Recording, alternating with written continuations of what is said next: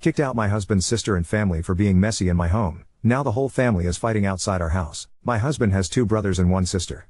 His sister and her husband are not my favorite people in the world. Recently they have been couch surfing as they lost their home, long story which could have been avoided if they had adulted like they should have. First, they stayed with my in-laws but they used the excuse that my Phil has diabetes to get rid of them and their rowdy children. Next was his older brother and his wife. They had 2 spare rooms as 2 of their older children moved out a year ago and they only have the 6-year-old and their 13-year-old twins at home. After 3 weeks they had to move out due to a planned refurbishment. They were happy with them as they were generally tidy and helped out in the home. The youngest brother was the next to take them in. While my Sil was there she helped out in the home and kept her children on a leash. The youngest brother's wife is very house proud, and she allowed them to stay for a limited time only as they have had a baby recently and her mother will be staying with them to help out for the first 6 months. Then they emotionally manipulated my husband to say okay. I agreed to it on the condition that she and her husband as well as their children keep the place clean because in the past the only place they are messy in is my home. For example, if they are throwing something into the kitchen bin, they will throw it in the general direction of it and not in the actual bin. It's extra gross when it's food stuff that dries up and stinks out the place.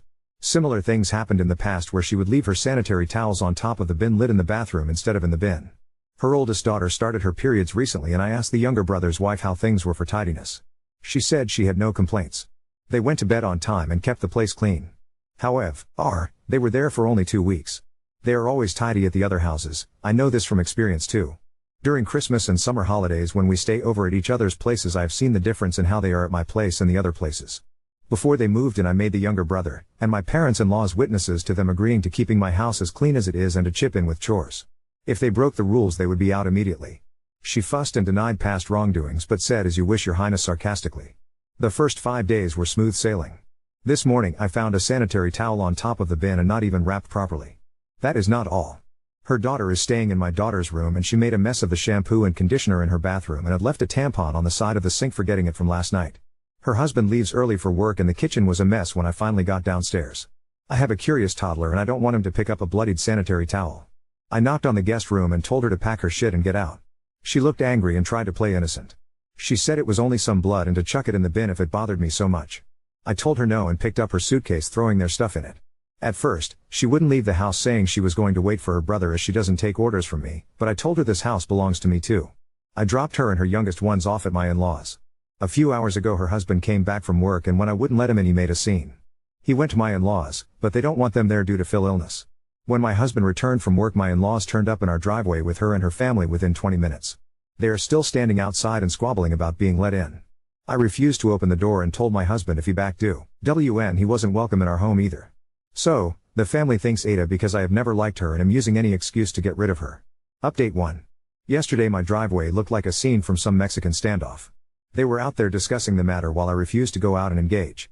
After 2 hours, yes 2 whole hours they left. They are currently at my in-laws, but they made a promise to return to discuss the matter tomorrow as everyone will be home from work, and that way we could all find a workable solution. Well, at least that is what my husband relayed. When my husband got inside I told him that I would not have them in my house.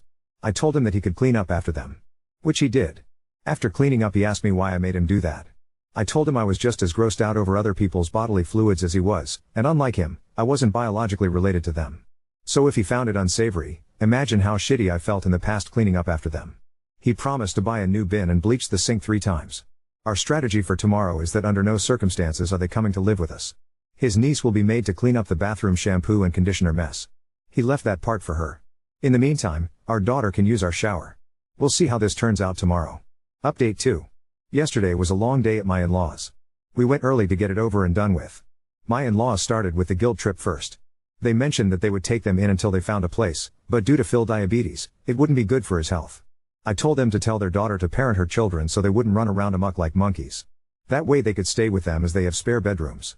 That didn't land well with Sil. She went on a tirade about how I've always been jealous of her and that I was trying to drive a wedge between her and her brother.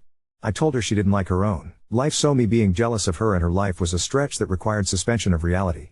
She asked my husband if he was okay with me telling him what to do with his family as he always stays out of my family's business. She told him to lay down the law and tell me that his sister and her family would stay as long as IT took them to find a new place to stay. My husband was having none of that. He told her that the house was mine just as much his and it was a 2 yes and 1 no deal. Just because I was stay at home now didn't mean that I didn't contribute to buying the house when I was working. The younger brother and his wife said they wouldn't be able to host them as they had his mill staying due to the baby. The older ones mentioned the refurbishments. Both the younger and the older ones' wives said that I was making it up about the cleanliness as she always kept her own house clean and kept their places clean. They told me to suck it up and act like family. I told them I wasn't there to argue about her cleanliness as I saw what I saw and her brother was witness to it and had to clean it up. He confirmed that he did and that I wasn't making it up. My sil slipped up and said, "Why did you clean it up to her brother?" Because according to her I was meant to clean it up. Either she is the dumbest bitch alive to admit it or she knows she has the whole family in her pocket. Either way, I made it clear she wasn't going to stay with me, and because she got along much better with everyone else in the family they would figure out something around their own lives. My husband told his niece that she was old enough to clean up the remaining mess, but she said no. Her father jumped in and said, "She is your niece, but my daughter, don't you dare tell her what to do." It got heated between them, so they both had to walk it off. I told her and her husband that the only reason me and my husband were there was to get money back for the bin we had to throw out due to her sprinkling biohazards around the house. She laughed in my face and said it would never happen. I said, "Fine. I hope you realize that when I threw you out I didn't pack all your belongings."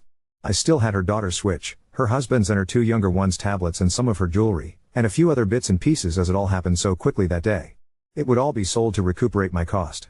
We left, but she was yelling loudly about what she would do to me if I dared to sell anything.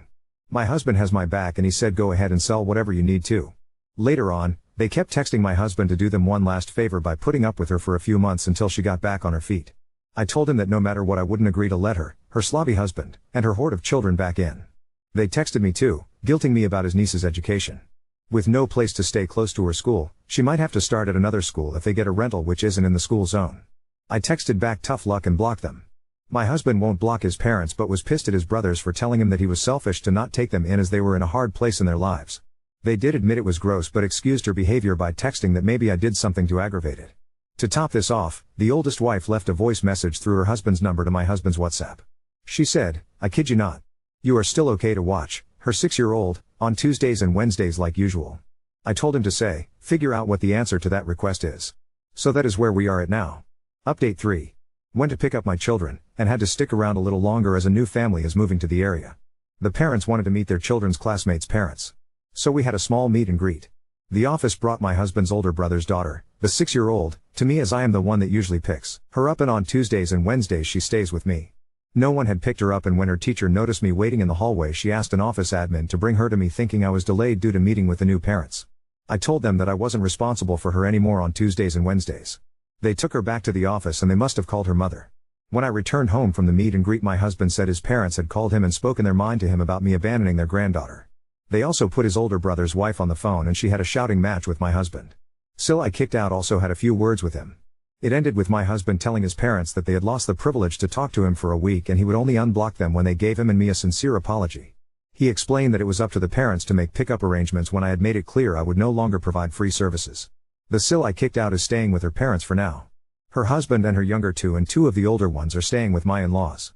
The other older two are, and the other two younger ones are spread between the other two houses, but they made an indirect threat saying it would be a very temporary arrangement as she promised it wouldn't take long for her to make her brother see the light. I think I am in for a long ride. Update 4. It's early in the morning and I've only slept a few hours. Don't know if I'll be able to finish this in one sitting. Friday I dropped off my children at school and the older brother's wife was there at drop-off time. She followed me because when I stopped to pick up some bits and pieces she confronted me in the store parking lot. She was apologetic and wanted to make amends. I was having none of it. She was desperate, she said, because if she missed one more week of overtime she would lose the project as she is the lead and has to stay there to supervise. Her husband can't change his hours and so it has to be her who picks up her 6-year-old. She said it's not defensible to have a grudge against her 6-year-old for a passing comment she made. I told her it wasn't a passing comment. She laid the blame on me for our Sil leaving biohazards in my home. She said she just wanted everyone to get along, and was hoping to de-escalate the situation. I asked her to ask Sil to help her out, and she said she had refused as she has 3 under 7 years and can barely cope with them. I asked her to ask the youngest wife as she has her mother staying with her, leaving her with time and energy to pick up her children, and they clearly preferred each other over me. She said she wanted to concentrate on the early memories of her own child instead of helping her out with her 6-year-old. I told her to suck it up and find a solution with those she considered family. Then I went about my shopping. In the afternoon when I went to pick up my little one she was there again, and when we got out of the pickup line she followed me all the way home. So I blocked my driveway by parallel parking so she wouldn't be able to park and harass me at my door. I sent a text telling my husband to let me know when he would be home so I could move the car. Not being able to park didn't stop her as she parked on the side road and came to my house. She rang the bell, but I wouldn't open up the door. She went round the back and knocked on my back door telling me that I couldn't avoid her forever. We were family. I told her through the window as I didn't want her to push her way through if I opened the door, to leave or I would call the police for harassment. She left. In the evening someone rang our doorbell and I went to open it. It was my Mill and Phil. They wanted to come inside and apologize. So I let them in. They started by telling us how much the events of the last few days had affected them. Then they said sorry, and asked M.E. to get back to normal. My Mill said that sometimes you have to put up with some negativity from family as life has a lot of ups and downs. Everything can't be roses and rainbows all the time. My husband stopped his mother and said, then why do critical_lemon and I have to be the only ones on the receiving end of the negativity? When would they hold his sister and the others accountable for their behavior? They tried to guilt trip me into helping out with the 6-year-old as her mother and I had previously been on good terms. I said she lost that privilege as she chose her side. They said would I be able to sleep at night knowing she would lose her job? I said yeah. My husband pointed out how much I had done for her without any financial compensation. They said you were home anyway. One more child that was already potty trained made no difference to me over the past 4 years. I told them it did, because I had many sacrifices over the years for their daughter. I also mentioned that if they couldn't convince the younger brother's wife to help out then they had to forget about coercing me to do it. They wanted to know when I would return the stuff I was holding hostage. My husband said he was holding it hostage, and it would be returned when his sister paid up for damages. My Phil said that Sil would be right to report the theft to the police. My husband said she could do as she pleased. At this point, my husband told them something I wasn't aware of. He said to pass on a message to his sister that he had cancelled the hotel and activities including the horse riding for his niece for the summer vacation / If he couldn't tell her to clean up her mess, because her father had told my husband who did he think he was to his daughter to boss her around, then he felt no need to pay for her specific activities since her father was unsure about their uncle-niece relationship and having the right to teach her some responsibility. This made my Mill upset and she said you ain't done that have you? I thought we would all have a great vacation. He said he had. They tried to make excuses like Sil had a lot on her plate with losing the house, and young children, but I was having none of it. I told them that her life situation was due to her own poor choices and that bringing in a 9th child into the mix was not going to make her situation better. My Mill said every woman had a right to decide for themselves about their family planning. Her body, her choices, and I was not to dictate to her what she should and shouldn't do. I asked her like you are dictating to me right now, by weaseling your way into our home under the guise of an apology? She said no, it was different. She wasn't telling me to have more or less children as she loved grandchildren. The more the merrier. I told her she couldn't expect me to look after other people's children either. The less stress I had the merrier I was, it also comes under my body and my choice. They turned to my husband and asked him if he was really putting them through all of this because we had decided to be less amiable over a silly thing. He said scrubbing down the 2 bathrooms after his niece and sister wasn't the highlight of his life. As they were stuck making excuses and lamenting over us not joining them for the family holiday and by canceling Sil and her family's holiday and ruining the mood for everyone, we told them to leave politely. On Saturday morning we were woken up by someone frantically knocking our door and ringing the doorbell. It was Sil and her eldest son. My husband told me he would handle it. When he opened the door she tried to push through but my husband blocked her way. She was shouting loudly to let her come inside so she could knock some sense into me. She threw $300 in my husband's face and said to him, is she happy now, that cradle-snatching bitch? I am a year and a few months older than her and she is just over 2 years older than him. She called me a jealous whore, and a few other words. She told him that I had ruined their family by manipulating him. Edit to add, she said now that she had returned the money she wanted him to rebook the vacation and activities ASAP. My husband said it wouldn't happen if hell froze over. He told her to wait outside while he grabbed something. He went inside and put their stuff in a bag, except for one of the tablets that he had bought and he was still paying the insurance for. He opened the door and threw it at her. She was cursing and told him to grow the fuck up. She said she would report him for damaging her stuff. He told her all was caught on camera, and if she wanted to take him to court to really think of her children, as they could barely afford a roof over their house let alone a lawyer. Before he closed the door on her face he told her to not step foot on our property again. She left without more drama. My Mill and Phil phoned us and tried to talk some sense to us. My husband and I had agreed to let them see our children under certain circumstances. They said they had grandparent rights. I told them that although I was no lawyer, their rights were very limited in the state we live in. If they wanted to have a relationship with their grandchildren they would have to start respecting me and my family. Right now we are NC with the other brothers, their wives, Sil, and her nuclear family. We unblocked them to send a message to them and then blocked them again. If the children of the older brother want to speak to us and spend time with us, it's fine by us. The 6-year-old can only come by if her older siblings are there to supervise her on the weekends when we have time to host them. No more dropping by as and when they wish. If they let their parents use their numbers to contact us, we will block them too. While we were sending messages to everyone and they were unblocked, the older one's wife phoned me and said she would pay me $7.50 an hour for the days I looked after her 6-year-old. I told her no, thank you. I'll pass on that wonderful opportunity and good luck to you finding childcare for that amount. She texted me she would compensate me for the last 3 months too to sweeten the deal. I told her no. She begged me to reconsider as she had no one lined up for next week. I told her to figure out her own childcare. She was crying, and I have to admit it was kind of satisfactory. So if I am a bitch for that, I will own it. She will most likely lose her job, but it's not my circus, not my monkeys. The younger one's wife wondered if she could get some help with the baby when her mother went back home, as I had helped the older one. I told her no. That would not happen because I did not want more regrets in life, but when the baby grows up and wants to spend time with their uncle one-on-one, they can come by if we have time to host them. In the meantime, she could ask Sil to help her when her mother left. Sil and her husband are completely blocked. Their children are on NC list as things are very complicated with their parents. My husband and I came to an agreement that we would go LC with his parents. When they do visit us, they have to follow our ground rules. When spending time with us, they can't mention or advocate on behalf of the others, and they can't mention what is happening in our lives to the others. If not, we would go NC with them too. All of this has brought me and my husband closer. I am happy for all the support here, and going forward I think there will be less stress. It feels like a huge load off my shoulders. Now on to second story.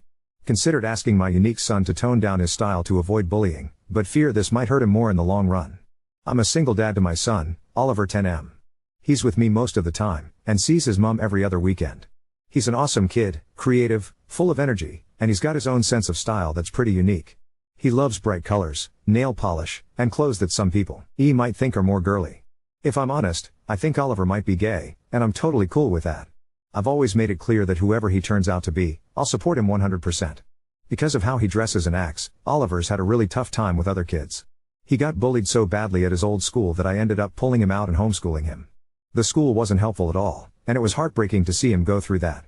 He's struggled to make friends, and it kills me to see him feel so alone. Now, he's starting back at school in September, and he's really excited about it. But recently, we were at a cousin's birthday party, and Oliver wore his favorite jacket, which is a bright pink, sparkly one that he loves. Some of the other kids started picking on him, saying he looked gay. I stepped in, got the kids to apologize, but it ruined the day for Oliver. I'm worried about how things will go when he's back at school. I've been thinking about whether I should talk to Oliver about maybe toning it down a bit, especially when he's around new people. Not because I want him to change who he is, but because I hate seeing him get hurt and feel like an outcast. I don't want him to feel like he has to hide who he is, but I also don't want him to be picked on or excluded because of it.